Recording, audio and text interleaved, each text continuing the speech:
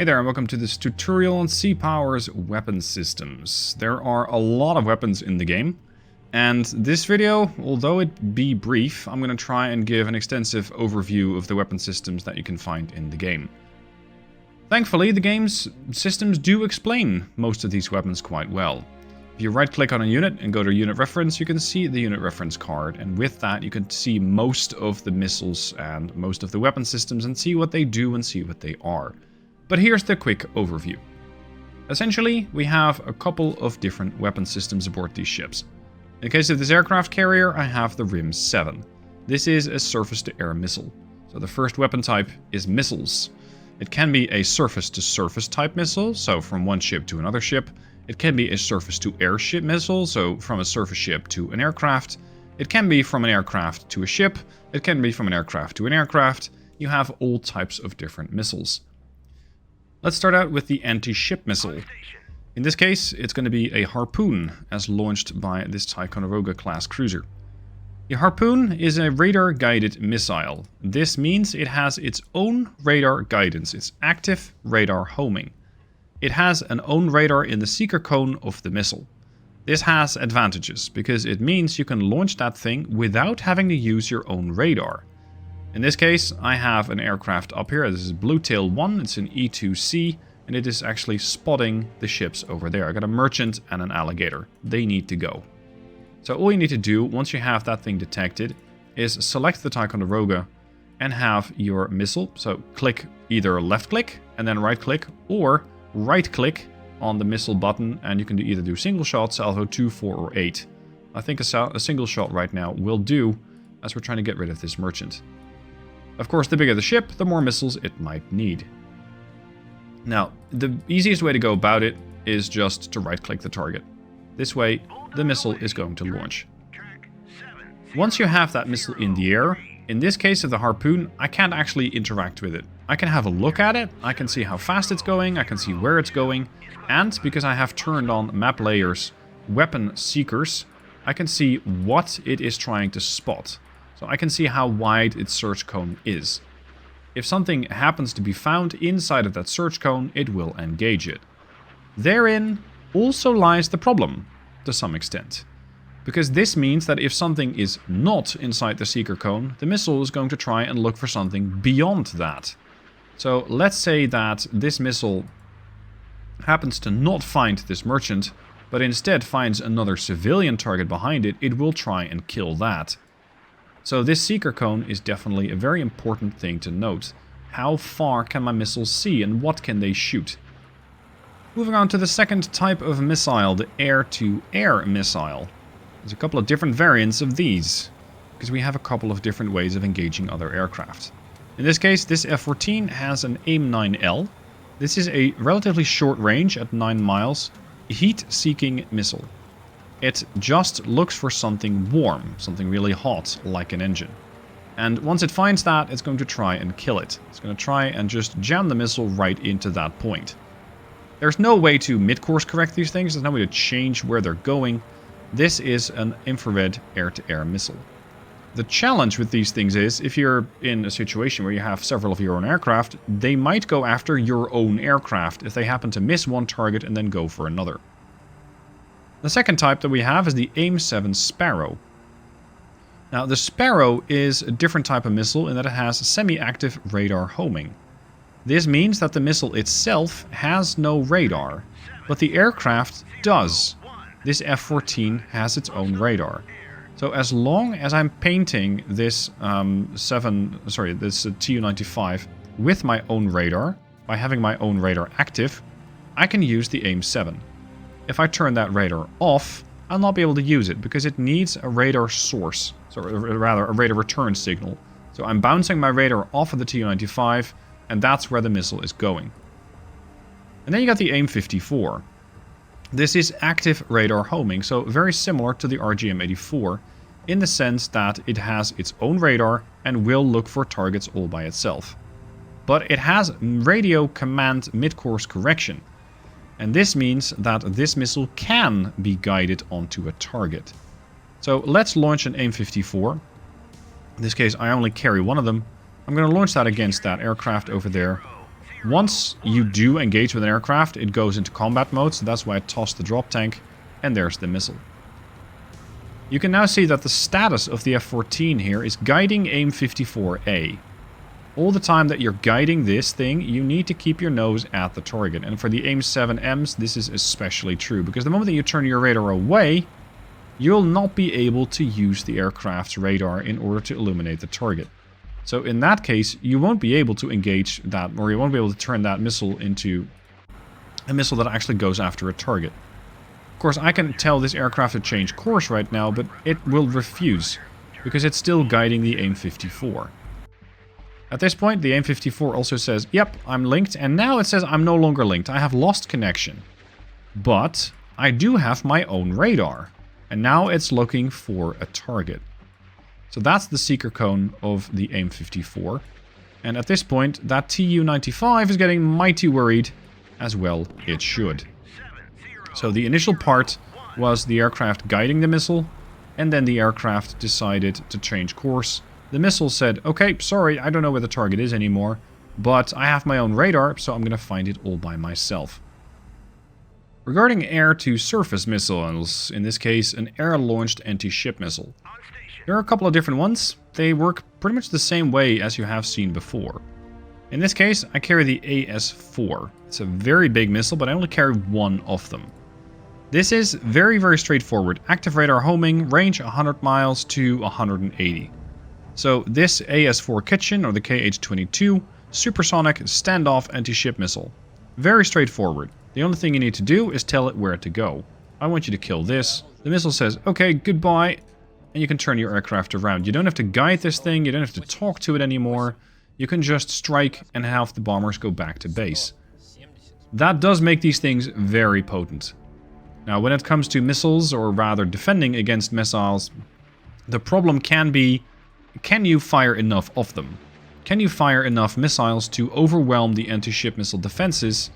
The anti-missile defenses, or rather, the missile defenses that ships have.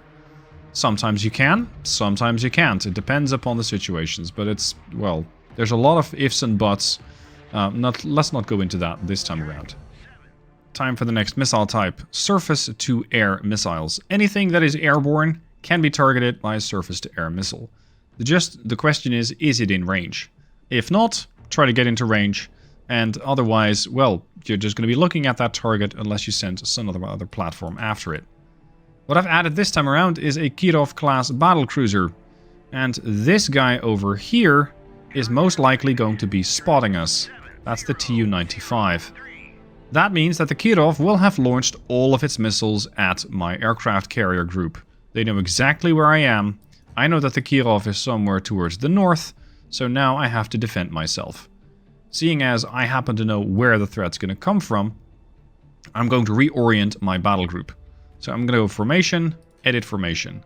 I want to have all my missile-capable ships up front. I want to have the Ticonderoga and the Yorktown over there, and the Sacramento can stay back, because that's, well, it's a logistics ship. It doesn't really have many defenses all of its own, although this one does come with the RIM 7. As long as you are capable of detecting the missiles in time, you should be able to defend against it. So if you know that there's a threat inbound, and the game kind of gives it away when there's a missile in the sky, because the time acceleration will not go faster than 10 times. So in that case, turn on your radars and go, hold on. There is some threat, and I should now be very, very worried. Of course, if you are more advanced, then yes, you can go for electronic warfare against it, but that is covered in another tutorial, a separate tutorial. So we're not going to go into that right now. For now, all you need to know is that we have anti-ship missiles coming towards us. An anti-ship missile is an airborne unit, and as such can be targeted by anti-air missiles or surface-to-air missiles. It is... There we go. We already got a warning. It is not something that you can shoot with, for example, a Tomcat. It's not like an aircraft is going to go after it. You, unfortunately, cannot send a wave of Tomcats with missiles to go after these anti-ship missiles. But hey, we did at least pick them up early, and that means we can start to defend ourselves against it. Your ships will defend themselves automatically, as long as they are set to weapons tight or weapons free. Weapons tight means defend yourself. Weapons free means go on the offense, so any anti-ship missiles that you have, shoot those. Weapons hold means don't shoot anything. There's an anti-ship missile coming in, tough. You're just going to have to tank it, which in this case means almost never. Tanking anti-ship missiles is essentially not a factor. Now this is also a nice time to show you what these SSN-19s can do. These are anti-ship missiles that are active radar homing, so they do go for a large target. But these SSN-19s are very clever. Unlike harpoons, they talk to each other. And they figure out, okay dude, you're going to take the left target, I'm going to take the right target, I'm going to take that target. One of these tends to stay up a little higher than the others. And it tends to try and sort of talk to the others and talk them onto a target. At some point, even that missile is going to go dip lower and is going to go for the target. So we're going to accelerate until the point where my missile defenses are going to start acting. At this point, the missiles probably have my surface group detected, and there we go. My missiles are already coming off of the ships. My ships are defending themselves against those incoming missiles. So we got the longest range missiles going out, the SM-2MR, and you can see what they're trying to hit. Track 7004. Which is the lead anti-ship missile here. Then you can also see by the green lines that there are additional missiles coming in, and they are immediately getting engaged. But we haven't detected all these anti-ship missiles yet, so we cannot defend against all of them at the same time, at least not yet. But give it a minute. Unfortunately, an anti-ship missile threat such as this, where the Kirov fires its whole battery, is difficult to defend against. It's not impossible, but you do need a fairly sizable group of missile-capable ships in order to deal with all of those tracks.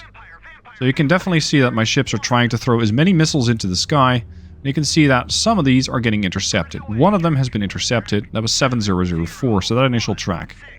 You will also miss. Some of your missiles cannot find their target, some of your missiles are going to go, okay, I don't know where to go, and as such, they will, there we go, we might get that one. They'll just miss. So you'll likely be spending more missiles defending yourself from incoming anti-ship missiles than there are anti-ship missiles.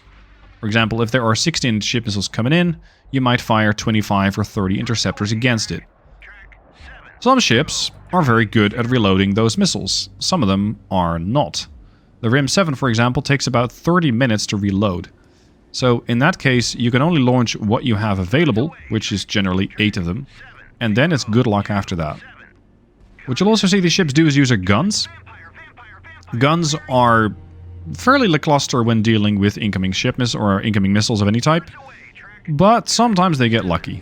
They can also be used against aerial targets in a pinch. If these missiles continue to close and are not getting intercepted, you will see another weapon type join the fray, which is the close-in weapon system. You can see even the carriers launching missiles now. There's just one big blob of missiles going back and forth. We did get that one, but there are a lot more coming. Let's see if this one's going to get close. You saw that this one made a course correction. It has decided to go for something else. It decided to go for the biggest target right there, the carrier. Lovely active radar homing. My missiles have missed. And I think at this point we will see the CIWS take action. There. CIWS, close-in weapon system. You can see one here. That's a close-in weapon system. That's the Phalanx. Different types for different ships. And it's just basically trying to put up a wall of lead. Trying to throw as many rounds at that one missile as possible. And trying to stop it. But unfortunately, it did not work. It is, however, still trying to defend against another missile. And it did splash that one just off the carrier. So the carrier got lucky and did not get hit again. But having been hit twice, this is quite likely the end of the carrier. At any rate, surface-to-air missiles against incoming missiles, you don't have to worry about those. Your ships will most of the time do that automatically. When it comes to an aerial target, if a ship is set to weapons tight and an aircraft ventures into their range, they will not shoot it, because shooting another unit is considered an offensive action. So in that case, you'll have to go weapons free, and the ship will engage enemy aircraft as they're closing in. Now in this case, the Russians definitely pulled a number on us. The Chandler is down. Yorktown is fine, but Ticonderoga is dead. McCluskey is dead. The carrier is most likely not going to survive, having sustained heavy hull damage. They're probably in dire straits. So this missile strike from the Russians inflicted a lot of damage. Didn't fully make this battle group inactive or ineffective. But, I mean, since the key of the ship, or the key of the battle group is dead, the carrier, yeah, it's not that likely to survive. Moving on to torpedoes. I have the K218 over here. This is a Victor III class attack submarine. My target, a liner, is in front of me. I can engage this target using torpedoes, but some of these torpedoes have different ways of using them. So, for example, the 6576 is a wake-homing torpedo. It doesn't actually listen for the ship, it tries to find its wake. And the wake of the ship is that large amount of splash behind it, which I think in sea power should be far bigger, but this is what we have right now. These wake-homing torpedoes are not great in my experience, because they tend to miss more often than not. Also, you have to keep in mind, don't launch a torpedo or a missile where the target is. Launch where it's going. You're trying to hit the spot where it's going to go. If I want to have a better chance of engaging, I best use the USET-80. This is an active/passive sonar homing torpedo. So this means it has an active sonar and a passive sonar, and it can listen to targets all by itself. And it can also ping targets all by itself using active sonar. This torpedo can be used in two roles. It can be used in anti-submarine and anti-surface, so it's very versatile in that sense. There's also something called a dumbfire torpedo. These are typically the older torpedoes along the spectrum. They don't have any guidance. You just send them out in front of the submarine or the launching vessel, most of the time a torpedo boat, and you hope for the best. If you managed to intercept the target, then congratulations, you've just killed something. If you didn't, your torpedo is going to sail past harmlessly. In this case, I want to engage that particular target there, that liner, with one torpedo. So let's go with one torp and send it after that liner. The bow door is going to open, the torpedo is going to sail right after that target. Now, these 6576s are known as carrier killers. They're extremely big torpedoes.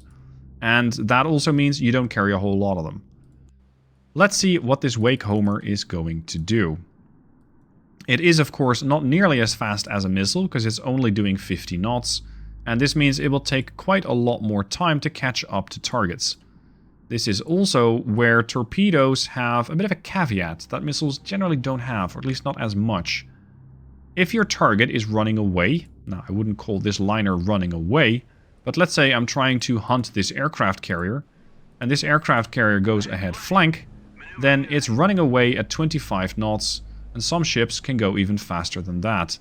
So if I'm trying to send a torpedo after this carrier, it's gonna not only have to maneuver all the way there, but it'll also have to catch up to it. So it's gonna have to close the distance between the submarine and the aircraft carrier now, and then the distance that, let's say, the aircraft carrier has moved since the last time that you launched that weapon. So in that case, you might not have enough juice on your torpedo, and it might run out of fuel. When it does, your torpedo just harmlessly explodes and does nothing. So when you're launching torpedoes, keep in mind what is their active range. And ideally have a bit of a margin of error. So let's say that I am intending to use the USET-80. I have a range of 9.72 miles. I'm going to go over here to drawing tools. I'm going to say, okay, this is my launching platform. I'm going to chart a course of, let's say, or chart a range of about 9.7.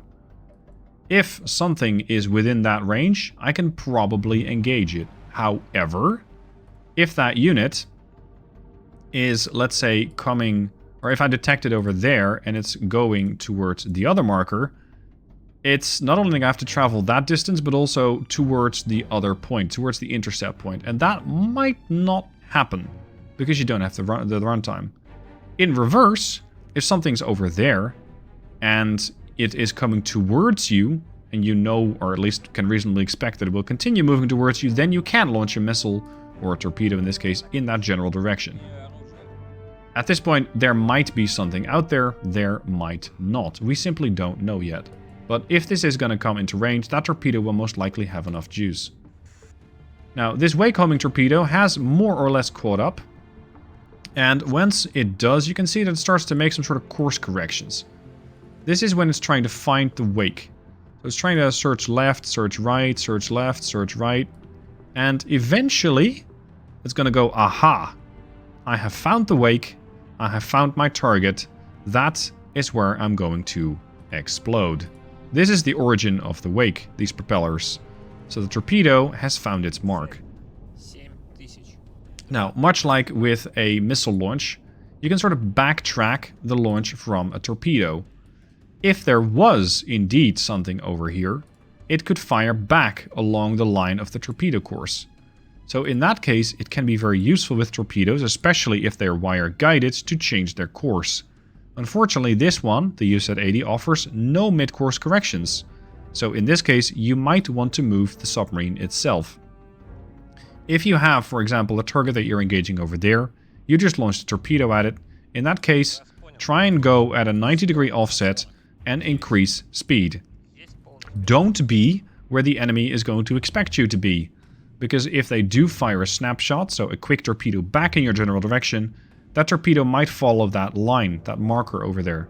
And when it does, it's going to go, oh, you're still right there. Okay, cool, now I'm going to eliminate you. If you are, however, not there and you're outside of the seeker cone, which for torpedoes in this case, by the way, is tiny, you'll definitely be able to escape. Some torpedoes are really good at finding their targets. Some torpedoes are awful at finding their targets. Especially the Mark 48s, the American torpedoes are very good. Let me show you how that works. In this particular scenario, I have a Los Angeles class submarine, and I'm trailing a hostile submarine. I don't exactly know what it is, but as we're getting more information about it, we will definitely be able to narrow down what type of target it is. I do know that it's hostile. Now the LA, the Los Angeles, carries the Mark 48 torpedo. They also carry anti-ship missiles, by the way, but that's a different story. These torpedoes can be wire-guided. And that is when the fun begins. Because this means I can launch a torpedo not at the target, but towards the general area where the target might go. So I'm going to launch a torpedo at an offset. I'm not going to launch the torpedo towards where I want it to go. I want to launch the torpedo off to the side. As this torpedo is making a lot of noise, at least briefly, that means that I have lost the contact in front of me. So I can't detect that for a couple of seconds. Now this torpedo can be course corrected because it's wire guided. You don't actually see that wire, but it is wire guided. So I can right click here and tell this torpedo to change course. And this is extremely useful. Because this means I can pretend that that torpedo came from somewhere else. I know that this guy is still heading north. I'm going to now launch this torpedo, or sorry, I'm going to tell this torpedo to course correct. The torpedo is doing 50 knots. Last time I checked, the submarine is doing about 20 knots. So sooner rather than later, we should catch up to it. But he might try and fight back.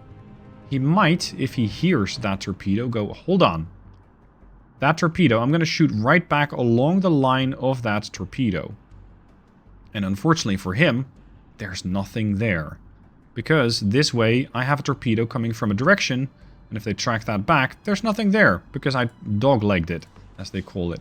I sent it one way first, and another way second. And that is a very, very powerful feature of the Mark 48. Not all torpedoes can do this. Wire-guided torpedoes can. But sometimes you might not have the option because you have lost the wire, as it is called. You are unable to get the wire, or you're unable to maintain connection to the torpedo. And at that point, you will just have to, well, hope that your torpedo finds something. You will not be able to issue any additional course corrections. So that is how you can change the course of torpedoes. As long as they're wire guided, you can change these things. There we go. Yeah, they're definitely snapshotting, so they're fighting back with all the torpedoes that they can.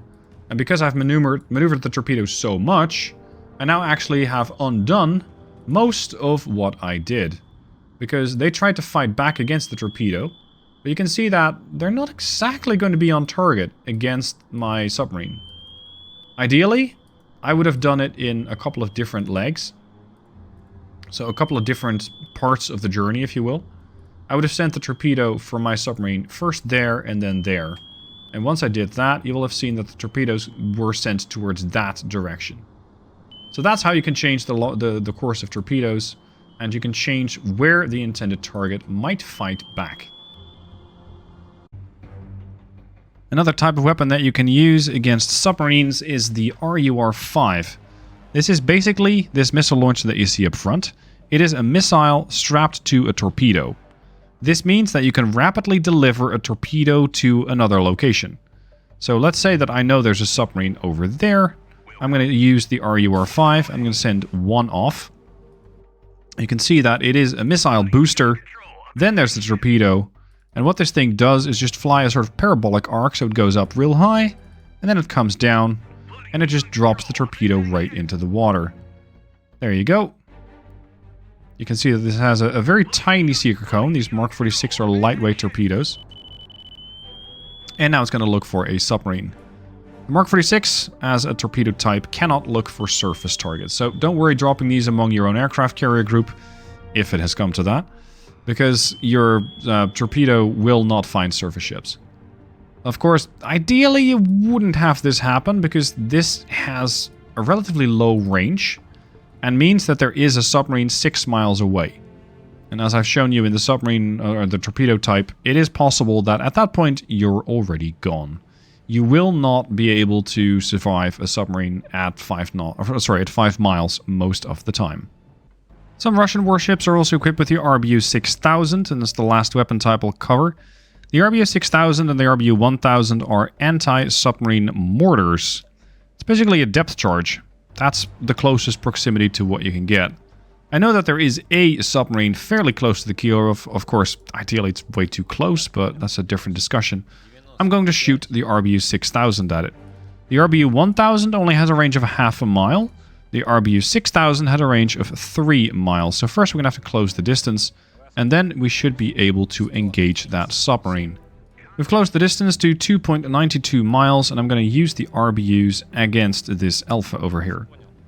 Sometimes the ship's going to change course, sometimes it isn't. You can see it just uses this launcher right on the bow in order to sort of saturate that area around the Alpha with depth charges.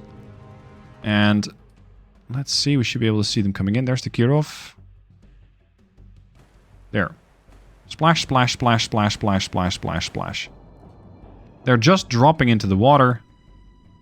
And once they're there, this submarine is most likely dead. It's probably sustained severe damage at this point. And if not, you can just give them another dose. Ideally, you'd never have to use these weapons, because that means that a submarine has gotten really, really, really close. Not a range where you really want them to be, but, well, it's possible. Right now, the Kirov won't launch another sprint because I have to wait another 1 minute and 10 seconds. I can try the RBU-1000, but I don't have the range, because the range on that is only half a mile. So with that, an end to the video. I hope I've given at least some overview of all the different weapons types in the game. Again, it's something that you can talk about for a very long time. All the different ways that you can engage another warship, an aircraft-to-aircraft fight. There are a lot of different types of weapons, and I highly encourage you to just try them out. See what they do. Sometimes they'll work, sometimes you go, hold on, why did that not work? Read the unit card, it definitely helped me a lot, and I still make mistakes.